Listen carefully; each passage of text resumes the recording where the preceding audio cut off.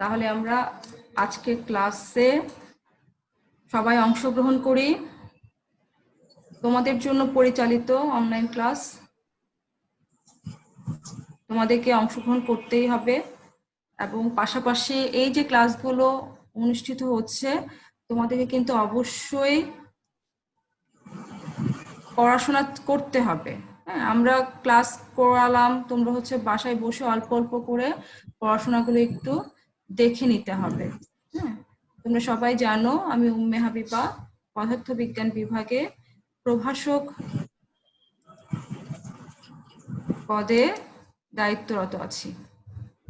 ঠিক আছে, আচ্ছা।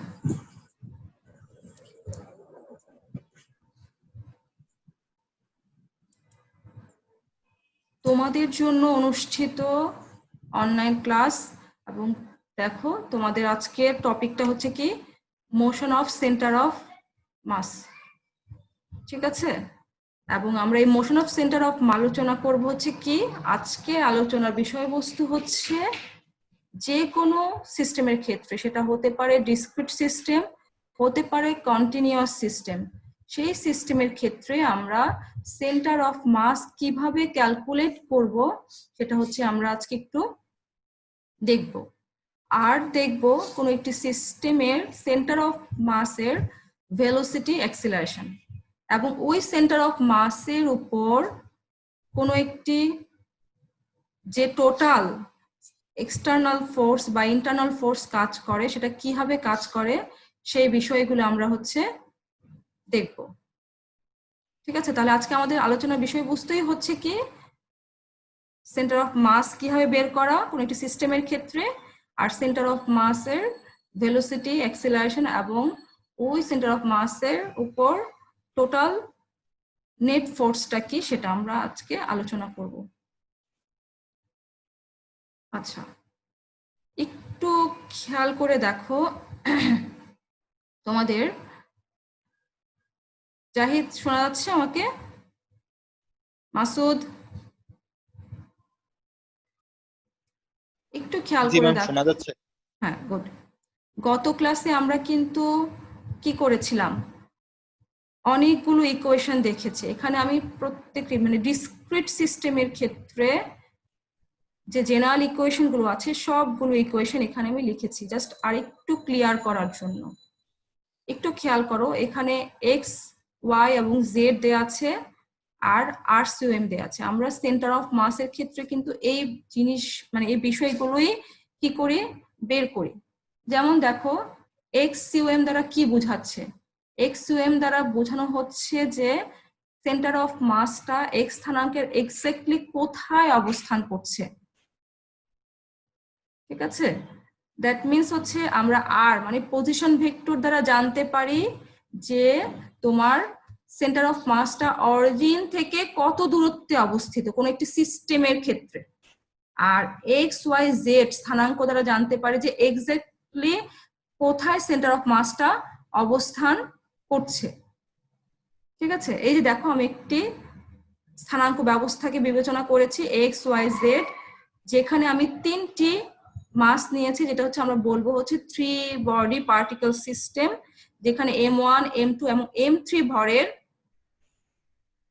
তিনটি ভরের বস্তু আছে এবং M1 আর M2 হচ্ছে এক্স ওয়াই স্থানাঙ্কে অবস্থান করছে, আর হচ্ছে M3 হচ্ছে জেড এবং এক্স স্থানাঙ্কে অবস্থান করছে।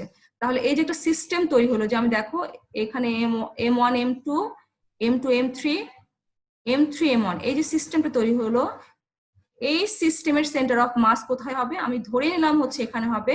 তাহলে এখানে হচ্ছে এক্সইউএম ওয়াইসিউএম ও আরেকটা থাকার কথা জেডসিউএম থাকবে, তিনটা স্থানাঙ্ক থাকবে।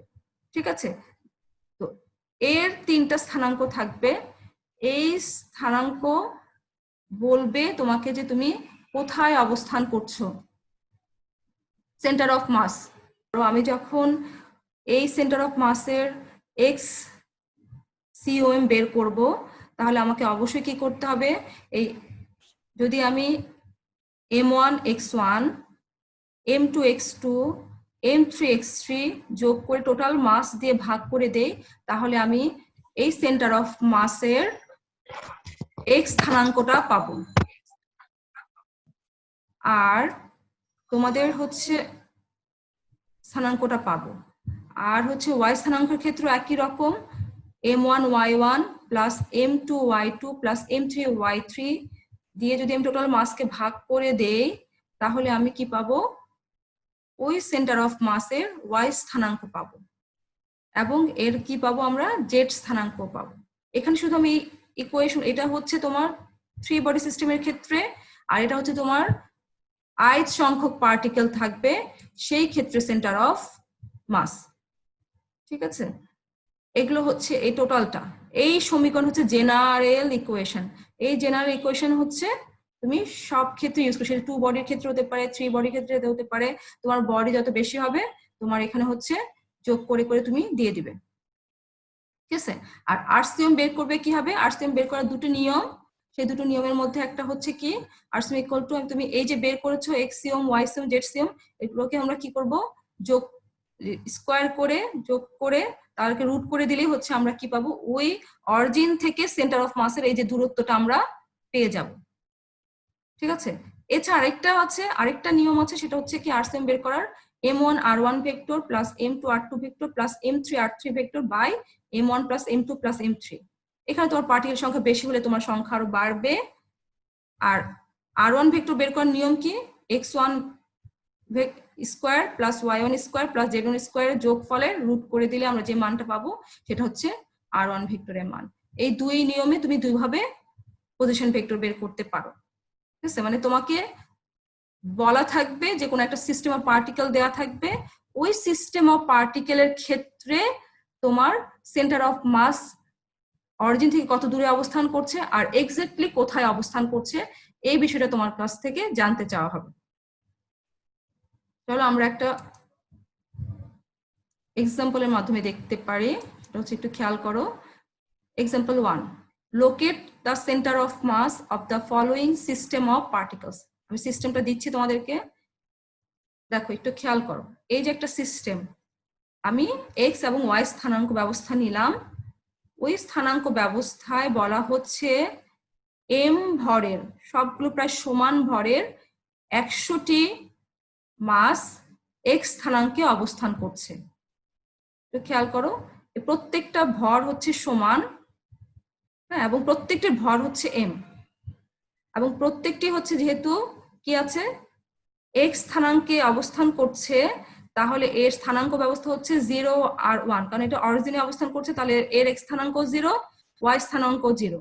তাহলে একটা এম আরেকটা এম থেকে কতটুকু দূরত্বে অবস্থান করছে? এ দূরত্বে। তার মানে হচ্ছে এম এ 0, কারণ ওয়াই স্থানাঙ্ক তার নাই। তারপরের মাসটা হচ্ছে 2a দূরত্বে অবস্থান করছে, তাহলে 0। এভাবে 100তম মাসটা হচ্ছে 99a অবস্থানে অবস্থান করছে। তাহলে এই সিস্টেমটার ক্ষেত্রে বলা হচ্ছে যে সেন্টার অফ মাসটা কোথায় অবস্থান করছে সেটা আমাদেরকে বের করতে বলেছে। তাহলে আমরা জানি এই সিস্টেমের ক্ষেত্রে, ডিসক্রিট সিস্টেমের ক্ষেত্রে সেন্টার অফ মাস নির্ণয় সূত্র হচ্ছে কি, যেহেতু এখানে 100টা কি ভরের মাস আছে, তাহলে m1 x1 থেকে শুরু করে m100 x100 বাই m1 থেকে শুরু করে m100 পর্যন্ত আমরা এই সমীকরণটা জানি। ঠিক আছে, তাহলে আমরা এর পরের অংশটুকু কি হবে, এই যে একটু খেয়াল করো, m1 মানে m, আর x1 মানে হচ্ছে কি সে কোন অবস্থানে আছে? 0 অবস্থানে আছে, তাহলে হচ্ছে 0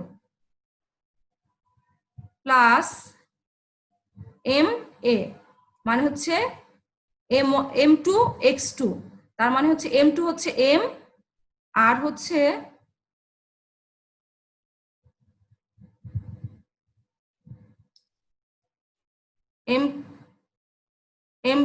m ইন্টু 2a, এভাবে যেতে হচ্ছে plus m into 99a। That means হচ্ছে m100 হচ্ছে m, তার মানটা m, আর x100 কোন অবস্থানে অবস্থান করছে?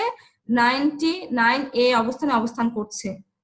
ঠিক আছে, বাই হচ্ছে টোটাল মাসটা, আমরা জানি 100টা মাস, তাহলে 100 ইন্টু m, এটা। তাহলে তার পরবর্তী সময় আমরা কি পাবো? দেখো একটু খেয়াল করো, আমরা যদি এই m ইন্টু 0 মানে 0 থাকতেছে এই অংশটুকু, তাহলে এই অংশটুকু থেকে যদি আমি m a কমন নিয়ে নেই, m a কমন নেই, তাহলে আমরা পাচ্ছি হচ্ছে 1 প্লাস 2 প্লাস 3 প্লাস 99 পর্যন্ত বাই হচ্ছে 100m, তাই না? যে কোনো একজন আমাকে একটু শুনো এবং আমার সাথে কন্ডাক্ট করার চেষ্টা করো। আচ্ছা, এখন দেখো কি আছে, M A into 99 into 99 plus 1/2/100m। একটু খেয়াল করো, এই যে সমীকরণটা আমরা কি জানি, এটা সমান্তর ধারার ক্ষেত্রে যদি আমাদের 1 থেকে 100 পর্যন্ত যোগ করতে হয় তাহলে তার সমষ্টি আমরা জানি n ইন্টু n প্লাস 1/2। তারপরে এই সূত্রটা এখানে অ্যাপ্লাই করেছি। তারপরে আসতেছে কি, জাস্ট একটা সিম্পলিফিকেশন করলাম, m a 99 100/2 মানে হচ্ছে 50/100m, ঠিক আছে? এরপরে কি আসতেছে, জাস্ট ক্যালকুলেশন, 100m আমরা পাচ্ছি হচ্ছে 49.50a। দ্যাট মিনস xcom পাচ্ছি হচ্ছে 49.50a। তাহলে এক্স অক্ষে এমন একটা পয়েন্ট আমাকে বিবেচনা করতে হবে যেটা হচ্ছে 49.50a তে অবস্থান করছে, সেটাই হবে এই সিস্টেমের ক্ষেত্রে সেন্টার অফ মাস। তার মানে এখানে যদি আমি ব্যালেন্স করতে চাই তাহলে অবশ্যই এই সিস্টেমটা কি হবে, ব্যালেন্সড হবে। এছাড়া আমরা আরেকটা কি পাই, আমরা পাই হচ্ছে সেন্টার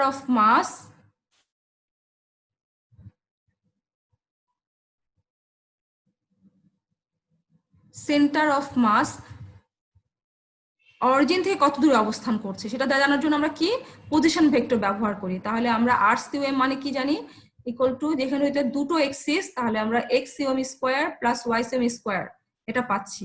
তাহলে মান বসিয়ে দিলে হচ্ছে 49.50a whole square plus 0 square, এখান থেকে পাবো হচ্ছে 49.50a। দ্যাট মিনস অরিজিন থেকে সেন্টার অফ মাস 49.5a দূরত্বে অবস্থান করছে। তাহলে আমরা অরিজিনটাকে কি পেলাম, সেন্টার অফ মাসের স্থানাঙ্ক কি পেলাম, 49.5a। এক্সাক্ট এই অবস্থানেই সেন্টার অফ মাসটা অবস্থান করছে। তার মানে যে কোনো সিস্টেম অফ পার্টিকেলের ক্ষেত্রে তুমি এই সূত্র দিয়ে কি করতে পারবে, সেন্টার অফ মাসকে বের করতে পারবে। অরিজিন থেকে চিন্তা করতে হবে সবকিছু, ঠিক আছে? যখন আমি RCOM বের করব, আসো এখন আমরা দেখব হচ্ছে কি, একটু খেয়াল করো, এই যে সিস্টেম একটা আমি নিয়েছি হচ্ছে, একটু দেখো। আচ্ছা, calculating the position of centre of mass for discrete system of particle, সেটা আগেরটাও আমাদের ডিসক্রিট সিস্টেম অফ পার্টিকেলের ক্ষেত্রে ছিল। এখন আমরা কি দেখছি, আমরা দেখছি তিনটা এক্সাম্পল নিয়েছি, আর একটু ক্লিয়ার করার জন্য তিনটা এক্সাম্পল নিয়েছি, এবং তিনটা এক্সাম্পলে হচ্ছে m1 m2 ভর এবং তারা এক্স এক্সিসে অবস্থান করছে এবং তাদের মধ্যবর্তী দূরত্ব হচ্ছে l। তাহলে সেন্টার অফ মাসটা অরিজিন থেকে কত দূরত্বে অবস্থান করছে সেটা হচ্ছে আমরা দেখব। যেমন দেখো এক্সাম্পল 1 এর ক্ষেত্রে একটু খেয়াল করো, m1 আর m2 ভরে দুটি বস্তু, আমি একটি অরিজিন কল্পনা করলাম, যেখানে m1 ভরের বস্তুটি আছে সেখানে অরিজিন কল্পনা করলাম, এবং দুটি বস্তুই হচ্ছে কি সমান ভরের, m1 এর মানও m, m2 এর মানও হচ্ছে m। তাহলে আমরা অরিজিন থেকে সেন্টার অফ মাস, এই সিস্টেমের ক্ষেত্রে সেন্টার অফ মাসটা কোথায় অবস্থান করব সেটা কিভাবে জানবো, যেহেতু এটা two body system of particle, তাহলে RCOM আমি বলেছি অরিজিন থেকে ডিস্টেন্স জানতে হলে আমাদেরকে RCOM এই সূত্র ব্যবহার করতে হবে। তাহলে আমি জানি m1 r1 vector plus m2 r2 vector by m1 plus m2। যেহেতু এদের মধ্যবর্তী দূরত্ব l, তাহলে আমরা কি পাচ্ছি, এই m2 এর স্থানাঙ্ক হচ্ছে কি l0, আর এই m এর স্থানাঙ্ক হচ্ছে কি সে অরিজিনে অবস্থান করছে, তাহলে 0 0। তাহলে আমি m1 এর মান পাচ্ছি m, আর r1 ভেক্টর যেহেতু অরিজিনে অবস্থান করছে তাহলে এর মান হচ্ছে 0, প্লাস হচ্ছে দ্বিতীয় বস্তুর ভর m, আর তার সেটা হচ্ছে অরিজিন থেকে l দূরত্বে অবস্থান করছে, তাহলে তার মান হচ্ছে এল। তাহলে আমরা এখান থেকে ক্যালকুলেশন করে পাচ্ছি L/2। তাহলে এখান থেকে কি বোঝা যাচ্ছে? এখান থেকে আমরা বুঝতে পারছি যে সমান ভরে দুটি বস্তু যদি কি হয়, সেন্টার অফ মাস সবসময় কি হবে, তার দৈর্ঘ্যের একদম মাঝ বরাবর অবস্থান করবে। ঠিক আছে? আচ্ছা, সেকেন্ড এক্সাম্পলটা একটু খেয়াল করো। সেটা হচ্ছে কি M1 আর M2। এখানে M1টা M2 এর চেয়ে ছোট। ঠিক আছে? এরকম একটা সিস্টেমের ক্ষেত্রে সেন্টার অফ মাস আমরা কিভাবে বের করব একটু খেয়াল করো। আমি একটু ছোট ছোট এক্সাম্পল দিয়ে বুঝিয়ে দিচ্ছি, তোমরা যেন একটু পরবর্তী সময় এগুলোকে বেস করে তোমরা ম্যাথ গুলো করতে পারো। তাহলে M1 = M আর M2 = 2M একটা সিস্টেম আমি ধরে নিলাম। এবারও আমি অরিজিনটাকে কোথায় রাখলাম? অরিজিনটাকে রাখলাম হচ্ছে M1 যে অবস্থানে আছে সেই অবস্থানে আমি কনসিডার করে নিলাম। সেটা তুমি M2 তেও রাখতে পারো, তুমি এই যে সিস্টেমটা এর মাঝখানেও রাখতে পারো, যে কোনো অবস্থানে রাখতে পারো। সেখান থেকে তোমাকে হচ্ছে RCM কনসেপ্ট বের করতে হবে, মানে RCM মানে সেন্টার অফ মাসের দূরত্ব বের করতে হবে। তাহলে এই অবস্থান থেকে একটু খেয়াল করো, RCM এর মান আমরা কি পাচ্ছি, যেহেতু এটা M1M আর এটা অরিজিনে অবস্থান করছে 0, আর প্লাস হচ্ছে কি M2 এর মান হচ্ছে 2M আর এর দূরত্ব হচ্ছে L। তাহলে আমরা পেলাম, আর এই M1 + M2 মানে হচ্ছে M + 2M। তাহলে এটা সিম্পলিফাই করে বা ক্যালকুলেশন করে আমরা কি পাচ্ছি একটু খেয়াল করো। দেখেছো 2L/3 আসতেছে। তার মানে এটা আমরা বলতে পারি অরিজিন থেকে সেন্টার অফ মাসের দূরত্ব 2L/3, অথবা প্রথম বস্তু থেকে সেন্টার অফ মাস হচ্ছে কত দূরত্বে অবস্থান করছে, 2L/3 দূরত্বে অবস্থান করছে। আর 2M কত দূরত্বে অবস্থান করছে, আমরা করব হচ্ছে L - 2L/3, যেটা পাবো সেটা হচ্ছে সেন্টার অফ মাসের অবস্থান। ঠিক আছে? একজন একটু কন্ডাক্ট করো আমার সাথে। আচ্ছা, এখন আসো একটু খেয়াল করো, এখানে সেন্টার অফ মাস আমরা পেয়েছি কোথায়, 2L/3 অরিজিন থেকে এবং প্রথম বস্তু থেকে। এখানেও আমি কি করলাম, M এবং 2M ভরের দুটো বস্তু নিলাম এবং সেন্টার অফ মাসটাকে এমন ভাবে নিলাম যেটা হচ্ছে L/2, মানে মধ্যবিন্দুতে অবস্থান করছে সেন্টার অফ মাসটা। সরি, যে অরিজিনটা হচ্ছে তোমার একদম মাঝ বরাবর অবস্থান করছে L এর। তাহলে এই পাশে হচ্ছে তোমার -L/2 আর এই পাশে হচ্ছে L/2। ঠিক আছে? আচ্ছা, এখন যদি L/2 কনসিডার করি, আমাদের সবসময় অরিজিন যে থাকবে একটা পাশকে তোমার মানে পজিটিভ ধরতে হবে, আরেকটা পাশকে নেগেটিভ ধরে নিতে হবে হচ্ছে তোমার পজিশন ভেক্টরকে। তোমরা আগেও জানো যে একটা পার্ট হচ্ছে পজিটিভ হয়, তাহলে আরেকটা পার্ট হচ্ছে নেগেটিভ হবে। তাহলে এই ক্ষেত্রে আমার কি হবে একটু খেয়াল করো, প্রথম বস্তুর ক্ষেত্রে M * -L/2 plus 2M * L/2, তাই না? তাহলে M + 2M এটা হলো ইকুয়াল টু, আমরা এগুলো সিম্পলিফাই করে ক্যালকুলেট করে আমরা পাচ্ছি হচ্ছে L/6। একটু খেয়াল করে দেখো তোমরা, আমরা পাচ্ছি হচ্ছে L/6। আচ্ছা দেখো, এখানে যে আমরা L/6 পাচ্ছি, এখানে আমি পেলাম হচ্ছে কি অরিজিন থেকে এই দূরত্ব সেন্টার অফ মাসের দূরত্ব, এই সিস্টেমের ক্ষেত্রে সেন্টার অফ মাসের দূরত্ব হচ্ছে কি, দূরত্ব হচ্ছে L/6। কিন্তু এখানে একটু খেয়াল করো, দুটো কিন্তু একই সিস্টেম, তাই না? একই সিস্টেম, সেটা কি হচ্ছে, এখানে M1 ভরের বস্তু, এখানে 2M ভরের বস্তু, এখানেও কি M আর 2M ভরের বস্তু, দুটো একই সিস্টেম। কিন্তু এখানে কি হচ্ছে, আমি অরিজিনটা যখন M1 যেখানে আছে সেখানে অরিজিন কল্পনা করেছি, সেখান থেকে আমার কি পেলাম, অরিজিন থেকে সেন্টার অফ মাসের দূরত্ব হচ্ছে 2L/3, আর এখানে অরিজিন থেকে সেন্টার অফ মাসের দূরত্ব হচ্ছে কত,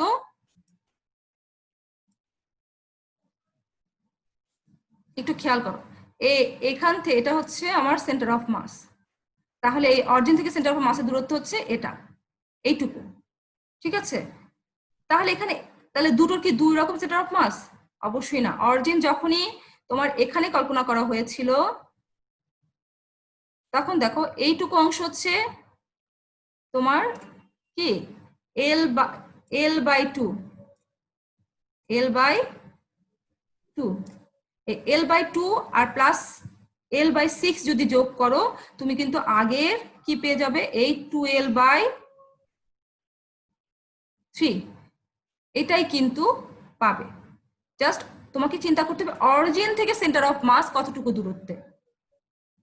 এখানে ছিল অরিজিনটা এখানে, তাই সেন্টার অফ মাস হয়েছে 2L/3, আর এখানে হচ্ছে অরিজিন হচ্ছে তোমার একদম মাঝ বরাবর L এর, তাই এই জায়গায় সেন্টার অফ মাস হয়েছে L/6।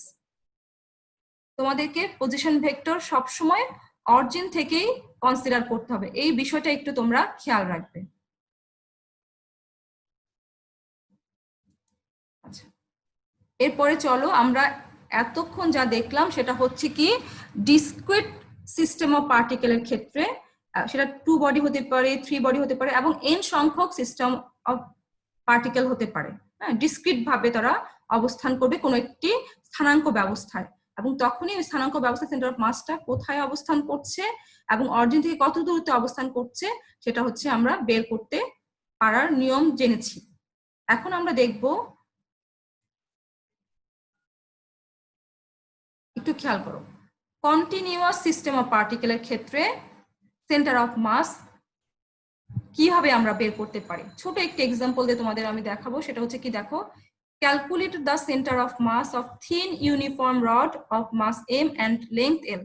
মানে এমন একটা কি ইউনিফর্ম রড যার মাস হচ্ছে m এবং লেংথ l, ওই সিস্টেমের ক্ষেত্রে আমরা কিভাবে সেন্টার অফ মাসটাকে ক্যালকুলেট করতে পারি। আমরা আগেও দেখেছি যে কন্টিনিউয়াস সিস্টেম অফ পার্টিকেলের ক্ষেত্রে কিন্তু আমাদের কি হবে না, সামেশন হবে না, যোগ হবে না, আমাদের এখানে কি হয়, এখানে ইন্টিগ্রেশন হয়। তাহলে ইন্টিগ্রেশন হলে আমরা এটার সলিউশনটা একটু দেখি, একটু খেয়াল করো। আচ্ছা আসো, আমি এই যে এই সিস্টেমটার ক্ষেত্রে, মানে এই যে এখন আমার যে দেওয়া আছে ইউনিফর্ম রড মাস m এবং লেংথ l, এটার ক্ষেত্রে আমরা সেন্টার অফ মাসটাকে কনসিডার করব, বা সেন্টার অফ মাস কোথায় অবস্থান করছে সেই মানটা আমরা দেখব।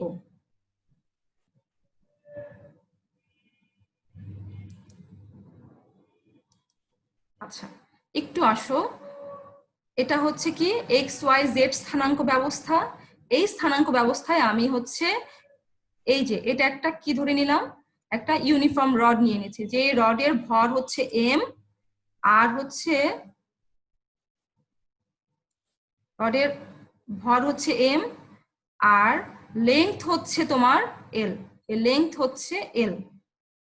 ঠিক আছে, এখন আমরা দেখো কোন একটি সিস্টেমের ক্ষেত্রে আমরা কি করি, যদি আমার টোটালটা মানে টোটাল বস্তুটা সেন্টার অফ মাস নিতে, তাহলে ছোট একটি ক্ষুদ্র একটি বস্তুর ক্ষেত্রে ক্ষুদ্র একটি পয়েন্ট অফ মাসের ক্ষেত্রে আমরা নিয়ে নিব, দেন হচ্ছে আমরা টোটালটার ক্ষেত্রে ইন্টিগ্রেশন করে দিব। এই জন্য আমরা যদি কি করি, অরিজিন থেকে x দূরত্বে dx একটা অল্প একটু দূরত্ব আমরা কল্পনা করে নেই, এবং তার ভর যদি dm হয়, সেই ক্ষেত্রে আমরা কি পাবো একটু খেয়াল করে, আমরা পাবো হচ্ছে, আচ্ছা আসো আমরা জানি এই যে এই ধরনের সিস্টেমের ক্ষেত্রে সেন্টার অফ মাস বের করার ইকুয়েশন হচ্ছে কি দেখো, xcom মানে এক্সাক্ট কোথায় অবস্থান করবে সেন্টার অফ মাসটা। দেখো xcom কেন বের করছে, কারণ এই বস্তুটা কোথায় অবস্থান করছে, x স্থানাঙ্কে অবস্থান করছে, এই জন্য আমাদের xcom বের করতে হচ্ছে। যদি সেটা এই দুই স্থানাঙ্কে অবস্থান করতো তাহলে y এবং x বের করতে হতো, যদি এই 3 স্থানাঙ্কে অবস্থান করতো তাহলে আমাকে x y z স্থানাঙ্ক বের করতে হতো, কিন্তু এ অবস্থানই করছে হচ্ছে কোথায়, x স্থানাঙ্কে। তাই আমরা কি দেখছি, আমরা দেখছি হচ্ছে xcom equal to 1/m integration of x dm। এই সূত্র ব্যবহার করে আমরা হচ্ছে সেন্টার অফ মাস বের করব। ঠিক আছে, এই কন্টিনিউয়াস বডি গুলোর ক্ষেত্রে, ডিসক্রিট বডির ক্ষেত্রে আমাদের কিন্তু m ঠিক ছিল, আর কি ছিল x1 m1 ছিল, এখানেও কি x আর dm, এটা ছোট অংশের ক্ষেত্রে আমরা ধরে নিচ্ছি, ধরে নিয়ে আমরা এটাকে ইন্টিগ্রেট করছি। আচ্ছা, এখন তাহলে দেখো এর পরবর্তী অংশটা কি আসতেছে। আমি বলেছি এই এম ভরের বস্তুটির ক্ষেত্রে বস্তুটির টোটাল ভরটা কত, এখানে এই যে রডটির, এই যে আমরা রড নিলাম ইউনিফর্ম রড, তার ভর হচ্ছে এম। প্রত্যেকটা জায়গার হিসাব করলে আমি পাবো হচ্ছে এম, তাহলে আমি এম এর মানটা বসিয়ে দিলাম, ঠিক আছে। আর এই রডটা 0 থেকে এল দূরত্ব পর্যন্ত আছে, তাহলে 0 টু এল নিলাম তার লিমিট।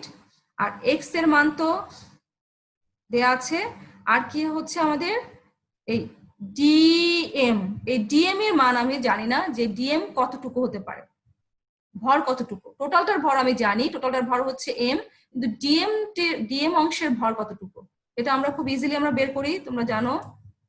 এটা হচ্ছে একটু খেয়াল করো, এই যে যদি এল অংশের ভর যদি এম হয়, আমরা জানি টোটাল লেংথের ভর হচ্ছে এম, তাহলে ডিএক্স অংশের ভর হচ্ছে m by l into d x. তাহলে আমি এই যদি এটা যদি ডিএক্স অংশের ভর, তাহলে ডিএক্স এর অংশের ভরই আমি জানি হচ্ছে ডিএম, তাহলে আমি লিখতে পারি d m equal to m by l into d x. তাহলে এই মানটি আমি এখানে বসিয়ে দিলাম, m by l into d x. তোমাদের এই ডিএম এর মানটি প্রত্যেকটা কন্টিনিউয়াস বডি ক্ষেত্রে ডিএম এর মানটি হচ্ছে বের করতে হবে, ঠিক আছে। আচ্ছা, এখন দেখো 1 বাই এম ইন্টু আমি এই এম বাই এল এগুলো কি সব ক্ষেত্রে কি কনস্ট্যান্ট মান, তাহলে এটাকে বের করে আনলাম 0 to l x d x. Just simplification করলাম, 1 by l, l square by 2, কি পেলাম এল বাই 2। দ্যাট মিনস আমি বোঝাতে যাচ্ছি যে এই ইউনিফর্ম রডের ক্ষেত্রেও যার মাস এম এবং লেন্থ হচ্ছে এল, সেই সিস্টেমের ক্ষেত্রে আমার সেন্টার অফ মাসটা একেবারে লেন্থের মাঝ বরাবর অবস্থান করবে। সেন্টার অফ মাসটা হবে হচ্ছে ঠিক এই জায়গাটায় হতে পারে,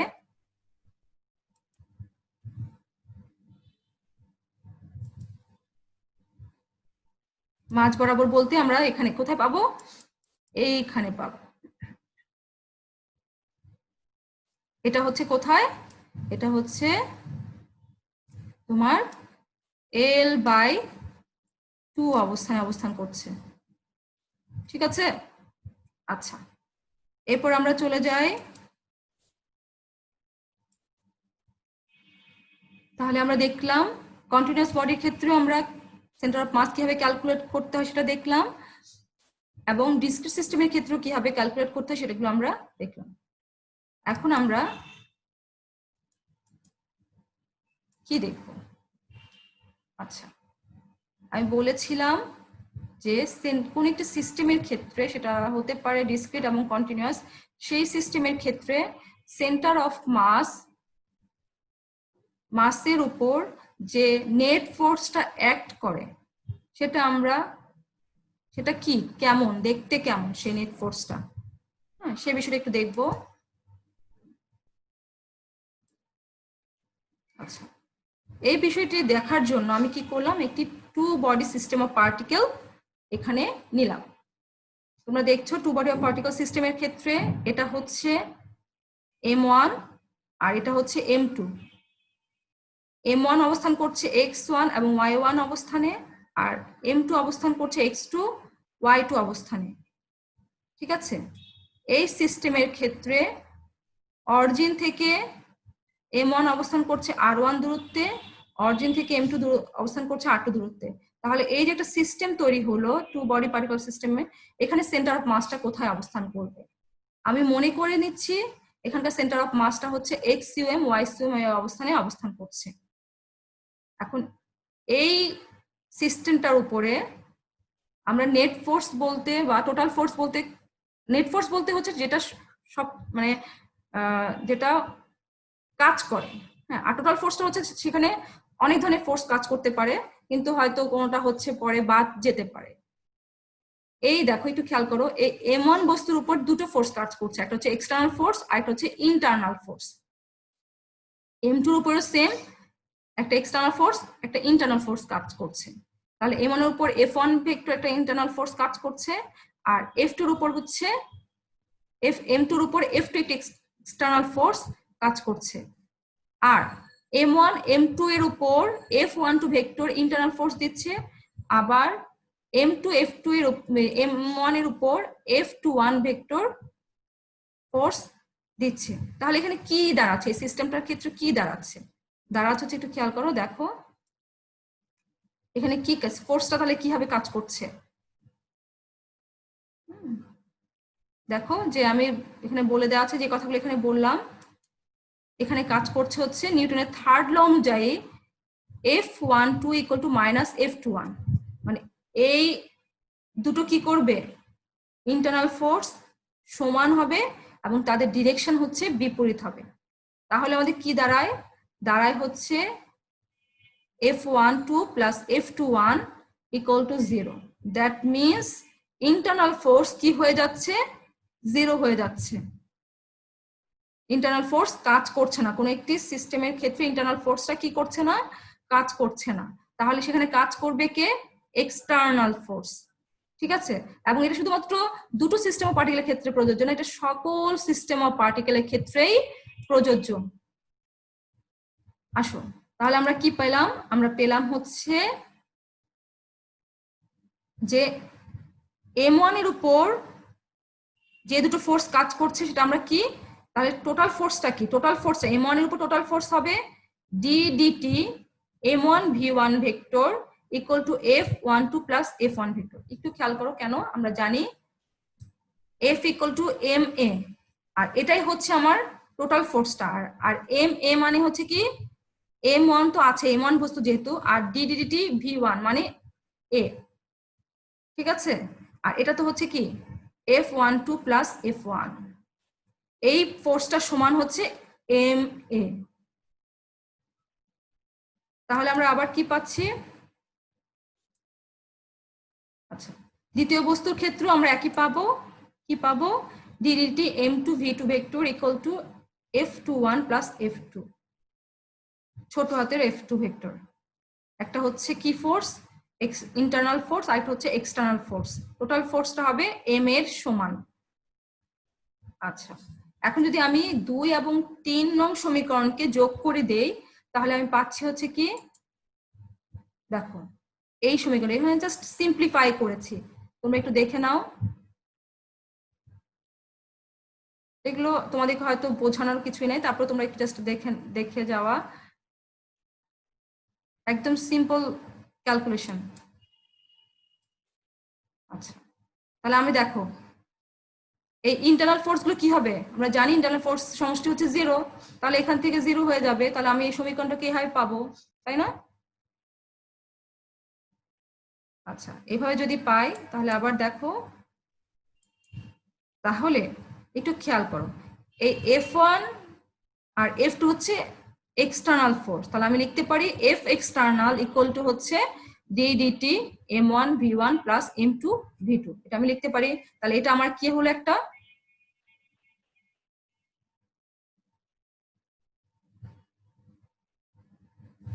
আমার টোটাল এক্সটার্নাল ফোর্সটা এখানে কাজ করতে। তাহলে এই সমীকরণ দিয়ে আমি কি করতে পারবো, কোন একটি সেন্টার অফ মাসের উপর কি ধরনের কি করছে তোমার ফোর্স কাজ করছে সেটা আমি বের করতে পারবো, কার আলোকে, v1 আর v2 মানে ভেলোসিটির আলোকে। এখন আমরা কি করব, এই v1 আর v2 কে আমরা কি করতে পারি, আবার r ভেক্টর দ্বারা প্রকাশ করতে পারি, সেটা তোমরা জানো, একটু দেখো খেয়াল করো। আচ্ছা এই v1 আর v2 কে আমরা এভাবে লিখতে পারি না, লিখতে পারি তাই না, v1 vector equal to d dt r1 vector, v2 equal to d dt r2 vector, এভাবে আমরা এটাকে লিখতে পারি।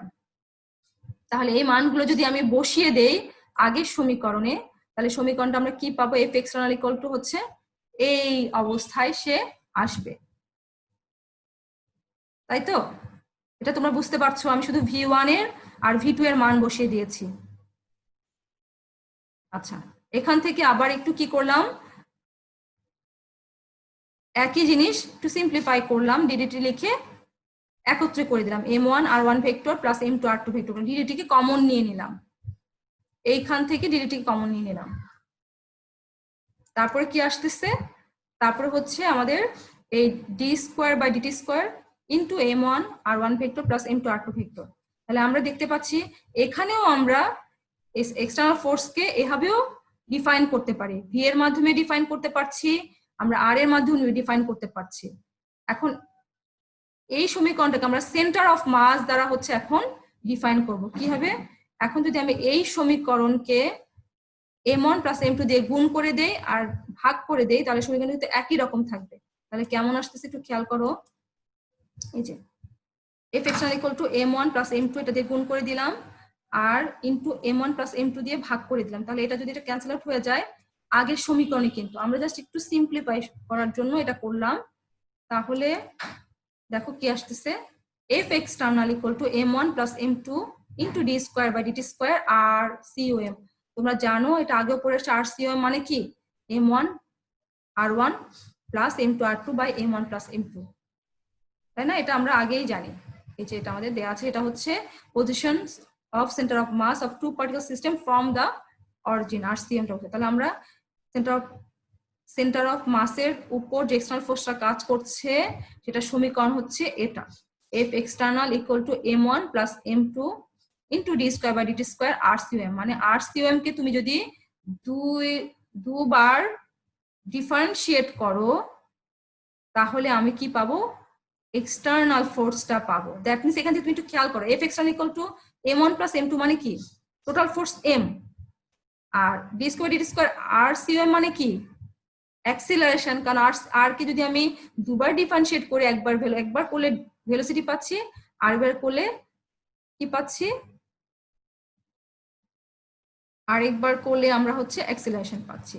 তাহলে এটা হচ্ছে আমার টোটাল এক্সটার্নাল ফোর্স কোন একটি সিস্টেমের সেন্টার অফ মাসের উপর কাজ করে যে ফোর্সটা। আচ্ছা, এখন একটু আসো আমরা এখন দেখবো হচ্ছে ভেলোসিটি আর acceleration of centre of mass. তা আমরা আগে দেখেছি, আমরা একটু খেয়াল করো, দেখো যদি আমরা RCM কে একবার ডিফারেন্সিয়েট করি তাহলে পাচ্ছি কি, তাহলে পাচ্ছি হচ্ছে ভেলোসিটি, আর দুইবার ডিফারেন্সিয়েট করলে পাচ্ছি হচ্ছে অ্যাক্সিলারেশন। সেই বিষয়টি আমি আবার এখানে দেখানোর চেষ্টা করেছি যে RCM = summation of I = 1 to n mi ri vector, মানে টোটাল n সংখ্যক বা i সংখ্যক মাসের ক্ষেত্রে এই সমীকরণ। তাহলে গুণ করে দিই আমি mRCM = এটা পাচ্ছি, তাহলে আমি কি পাবো একটু খেয়াল করো। যদি আমি 1 নং সমীকরণকে ডিফারেন্সিয়েট করি, যেটা আমি আগেও বলেছি, ডিফারেন্সিয়েট করলে পাচ্ছি হচ্ছে কি dRCM/dt summation of mi dri vector by dt, that means mVCUM = summation of mi vi vector। ঠিক আছে, এটাকে আমি আবার কি লিখতে পারবো, এটাকে লিখতে পারবো হচ্ছে কি, যদি m টাকে নিচে নিয়ে আসি তাহলে m1 v1 plus m2 v2 plus dot dot dot plus mn vn by m, এটাকে আবার এভাবেও লেখা যাবে। ঠিক আছে, এটা হচ্ছে আমার কিসের সমীকরণ, সেন্টার অফ মাসের ভেলোসিটি সমীকরণ। VCM = summation of mi vi by m হবে এটা। ঠিক আছে, এখন দেখবো হচ্ছে কি, এখন যদি আমি আবার ওই সমীকরণটাকে আবার ডিফারেন্সিয়েট করি তাহলে পাচ্ছি কি m dVCM/dt = summation of mi dvi by dt। ঠিক আছে, আর এই মানটা হচ্ছে কি আমার, এই যে mACM = summation of mi ai, তার ACM এর মান কত, summation of mi ai by m। এটা হচ্ছে আমার acceleration of centre of mass. ঠিক আছে, তার মানে হচ্ছে কি, আমার কোন একটি সিস্টেমের যদি আমি পজিশন ভেক্টরটা বের করে ফেলতে পারি তাহলে ওই সিস্টেমের ক্ষেত্রে আমি ভেলোসিটিও পাবো, অ্যাক্সিলারেশনও পাবো। ভেলোসিটি হচ্ছে ওই সেন্টার পজিশন ভেক্টরটাকে একবার ডিফারেন্সিয়েট করে আর দুবার ডিফারেন্সিয়েট করলে পাবো হচ্ছে অ্যাক্সিলারেশন। আচ্ছা, একটু খেয়াল করো, এখন mACM = আমরা আগে খেয়াল করে দেখেছো f(x) = একটু খেয়াল করো, এখান থেকে একটু দেখো,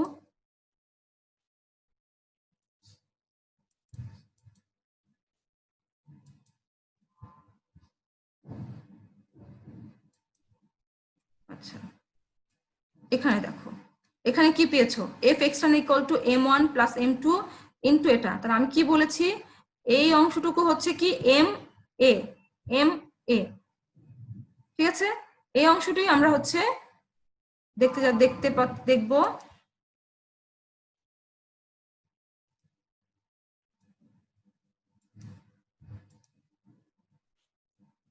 এই যে MACM মানে হচ্ছে টোটাল এক্সটার্নাল ফোর্সটা, একটু খেয়াল করছো? F1 প্লাস F2 যদি n সংখ্যক পার্টিকেল হয় তোমার কাছে, তাহলে F1 plus F2 plus F3 আমাদের n সংখ্যক পার্টিকেলের উপর এক্সটার্নাল ফোর্সটা, সেটাকে আমরা লিখতে পারি summation of Fi। That means আমি যে কথাটা আগে বলছি সেটা হচ্ছে এটা, যে MACM equal to F external। That means এখান থেকে আমরা কনক্লুশনে আসতে পারছি, সেটা হচ্ছে কি কোনো একটি সিস্টেমের ক্ষেত্রে আমরা দেখো সমীকরণ পড়ছি second law equal to MA, তাহলে এই MA টা হবে কি MACM, সে সেন্টার অফ মাসের উপরই কিন্তু ফোর্স অ্যাক্ট করে, অন্য কোথাও কিন্তু করে না। সেন্টার অফ মাসের উপর যে অ্যাক্ট করার পরে যে অ্যাক্সিলারেশন হয় সেটাই কিন্তু আমরা কাউন্ট করছি, ঠিক আছে? তার মানে হচ্ছে কোন একটি সিস্টেমের ইন্টারনাল ফোর্স, সিস্টেমের ক্ষেত্রে ইন্টারনাল ফোর্স কাজ করছে না, সেখানে সব কাজ করছে কি এক্সটার্নাল ফোর্স। ইন্টারনাল ফোর্সটা হচ্ছে ক্যান্সেল আউট হয়ে যাচ্ছে, ঠিক আছে? তাহলে আমরা এটাই দেখলাম যে কোন একটি সিস্টেমের ক্ষেত্রে এক্সটার্নাল ফোর্সটা হচ্ছে ওই সিস্টেমের সমস্ত ভর এবং তার সেন্টার অফ মাসের ও অ্যাক্সিলারেশনের গুণফলের সমান, এবং কোন একটি সিস্টেমে শুধুমাত্র নেট ফোর্সটা এক্সটার্নাল ফোর্স হিসেবে এক্সটার্নাল ফোর্সটাই কাজ করে, তার ইন্টারনাল ফোর্স কাজ করে না, জিরো হয়ে যায়।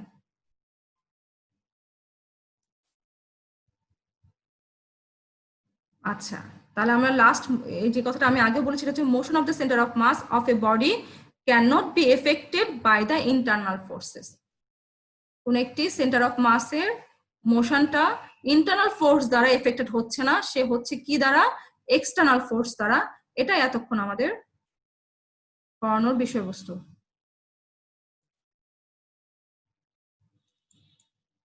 আচ্ছা, এখানে আমরা কিছু কন্ডিশন রেখেছি, তোমরা এই কন্ডিশনগুলো আগেও বলেছি, তারপরে জাস্ট তোমাদের দেখানোর উদ্দেশ্যে বলা, একটু খেয়াল করো। মানে আমি আগেও যে পড়িয়েছি, যদি আমি অরিজিনটা যদি সেন্টার অফ মাস যদি অরিজিনে অবস্থান করে, ওই যে এর আগে যে এক্সাম্পলটা দেখিয়েছিলাম অরিজিনে অবস্থান করে, সেই ক্ষেত্রে তোমার R2 যদি পজিটিভ হয় R1 হবে নেগেটিভ, আর R1 যদি পজিটিভ হয় R2 হবে নেগেটিভ। এই বিষয়টা শুধু এখানে বলা হয়েছে, ঠিক আছে? অরিজিন থেকে কল্পনা করলে, অরিজিন যদি মাস বরাবর থাকে এবং সেন্টার অফ মাসও যদি 0 হয়, তাহলে R1 আর R2 এর মান কি হবে, এইটা এখানে বোঝানো হয়েছে। এটা একটা কন্ডিশন 1। তারপরে হচ্ছে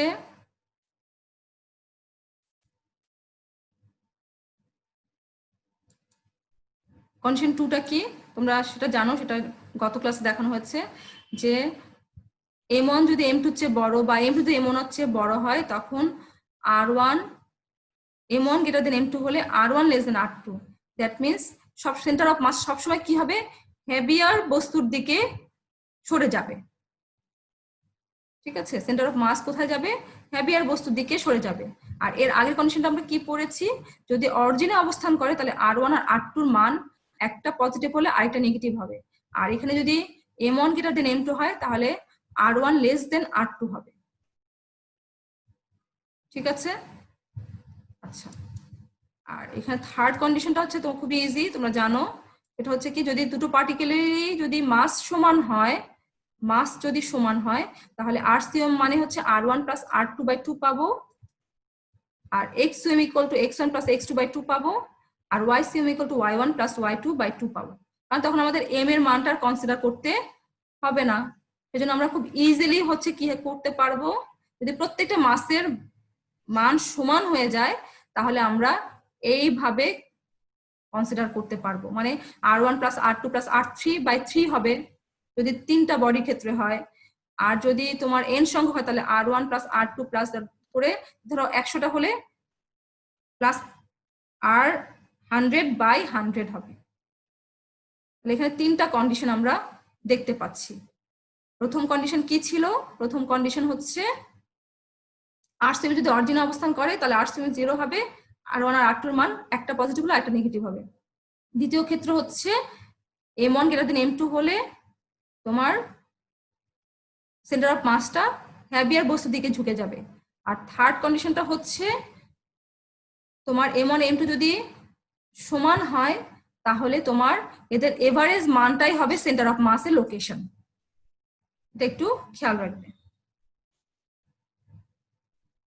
আচ্ছা, এরপরে আমরা এতক্ষণ দেখলাম যে সেন্টার অফ মাস কিভাবে বের করতে হয়, সেন্টার অফ মাসের ভেলোসিটি দেখলাম, সেন্টার অফ মাসের অ্যাক্সিলারেশন দেখলাম, সেন্টার অফ মাসের উপর কোনো একটা সিস্টেমের উপর এক্সটার্নাল ফোর্সটা কিভাবে কাজ করছে এবং এক্সটার্নাল ফোর্সের মান কত সেই বিষয়গুলো দেখলাম। এখন এই যে বলছি যে সেন্টার অফ মাস, এই সেন্টার অফ মাসটা বা সেন্টার অফ মাসটা কি আদৌ কনজারভেশন অফ মোমেন্ট মানে কনজারভেশন অফ মোমেন্টামের লটা মেনে চলে কিনা, এই বিষয়টা একটু আমরা এখানে দেখব। ঠিক আছে, কেমন সেটা একটু দেখো, খেয়াল করো। সেটা হচ্ছে আমি যে এমন একটা সিস্টেম কনসিডার করে নিই যেটার টোটাল মাস হচ্ছে m, এবং ওই সিস্টেমের আমি তো অনেকগুলো সিস্টেম এর আগে এঁকেছি, আমি মনে করলাম যে একটা সিস্টেম আছে, সেই সিস্টেমের উপর এক্সটার্নাল ফোর্স হচ্ছে এফ এক্সটার্নাল, এবং তার ফলে যে অ্যাক্সিলারেশন সৃষ্টি হয়েছে সেটা হচ্ছে এসইউএম। যখনই ফোর্স থাকবে তখনই অ্যাক্সিলারেশন হবে, আর ফোর্স না থাকলে অ্যাক্সিলারেশন থাকবে না। ফোর্স না থাকলে ভেলোসিটি থাকবে না, ভেলোসিটি না থাকলে অ্যাক্সিলারেশন থাকবে না। ঠিক আছে, তাহলে এখন দেখো এখানে কি পাচ্ছি আমরা আগেই জেনে আসছি এম এসইউএম ইকুয়াল টু হচ্ছে এফ এক্সটার্নাল, এটা পাচ্ছি। এখন আমি ধরে নিলাম যে তোমার যদি এফ এক্সটার্নাল যদি 0 করে দেয়, মানে আমার কোনো কি নাই, এক্সটার্নাল ফোর্স নাই, কোনো সিস্টেম কোনো এক্সটার্নাল ফোর্স আমি দিচ্ছি না, তাহলে আমি কি পাবো? তাহলে আমি পাবো হচ্ছে কি এম এসইউএম ইকুয়াল টু 0 পাবো। এখন এম এসইউএম ইকুয়াল টু 0, এটাকে আমি আবার এসইউএম কে আমি কি লিখতে পারি একটু খেয়াল করো, দেখো এম ডি ভিসিউএম বাই ডিটি ইকুয়াল টু 0। তাহলে এটা যদি আমি ডিফারেন্সিয়েট করি আমি কি পাবো, সেটা হচ্ছে কি ভিসিউএম ইকুয়াল টু কনস্ট্যান্ট।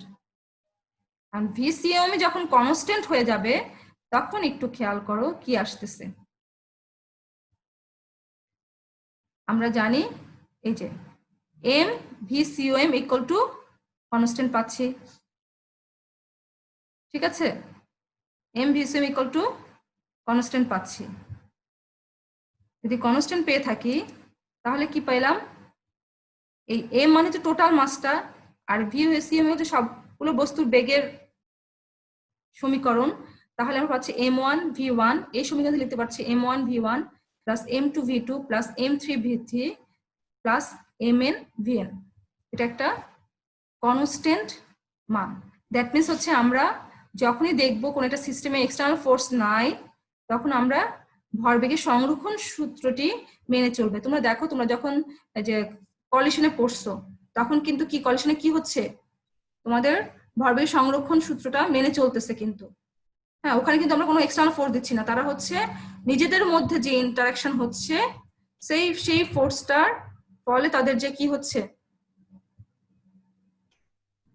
ভরবেগ হচ্ছে, সেই ভরবেগটা সবসময় কনস্ট্যান্ট হচ্ছে। তাদের সংঘর্ষের আগের ভরবেগ এবং সংঘর্ষের পরের ভরবেগ সমান থাকে, তাহলে এই মানটা সবসময় কি থাকবে, কনস্ট্যান্ট থাকবে। তাহলে আজকে আমাদের আলোচনা এইটুকুই, খুবই ইজি বিষয় ছিল, তারপরে তোমাদের দেখানো দরকার ছিল বলে দেখানো হয়েছে। তোমরা যেটা করবে সেটা হচ্ছে এই রিলেটেড ম্যাথগুলো আমি তো তোমাদের আরো ম্যাথ দিয়ে দিব তোমাদের, তোমরা বাসায় প্র্যাকটিস করবে, যেহেতু তোমাদের সব ম্যাথমেটিক্যাল পার্টগুলো দিয়ে দেওয়া হয়েছে। তোমরা হচ্ছে ম্যাথগুলো করবে, আমরা হচ্ছে এই টপিকটাকে একটু ক্লোজ করব। মোটামুটি সবগুলো টপিকে একটু টাচ করা হয়েছে। আমরা এর পরবর্তী ক্লাসে দেখব হচ্ছে রকেট প্রপালশন নিয়ে আলোচনা করব আমরা নেক্সট ক্লাসে। আর তোমাদের কিছু আমি একটু বাড়ির কাজ দিতে যাচ্ছিলাম, তোমরা এই 4টি অঙ্ক বাসায় করবে, করে হচ্ছে এর সমাধান করে আমাকে হচ্ছে দিয়ে দিবে। আমি দেখব কে কে এই সেন্টার অফ মাসের বিষয়গুলো বুঝেছো এবং এই অঙ্কগুলো করতে পেরেছো। সবারই কিন্তু এটা কাজ। তা আমি দিয়ে দিচ্ছি তোমাদের মেসেঞ্জার গ্রুপে, তোমরা হচ্ছে কাইন্ডলি এই 4টা অঙ্কই হচ্ছে করবে, ঠিক আছে? খুবই ইম্পর্টেন্ট, এবং তোমরা এটা এই 4টা অঙ্ক করতে পারলে আমি বুঝবো যে না তোমরা হচ্ছে এই সেন্টার অফ মাসের বিষয়গুলো বুঝতে পেরেছো। আজকে এতটুকুই। সবাইকে, যাই হোক তোমরা হচ্ছে বাসায় পড়াশোনা করবে। তোমাদের জন্য কিন্তু এত প্রস্তুতি, হ্যাঁ, সবাই কিন্তু তোমাদের জন্য চেষ্টা করছে, তোমাদের কথা মাথায় রেখে কিন্তু সবকিছু পরিচালিত হচ্ছে। শুধু আমরা দিয়ে দিচ্ছি, তোমাদের কিন্তু বাসায় পড়াশোনা করতেই হবে। সবার সুস্থতা কামনা করছি, সবাই ভালো থাকো। জি ম্যাম, ধন্যবাদ। হ্যাঁ, আজকে এতটুকুই। হ্যাঁ, জি ম্যাম। আসসালামু আলাইকুম। ওয়ালাইকুম আসসালাম। সবার জন্য শুভকামনা রইল।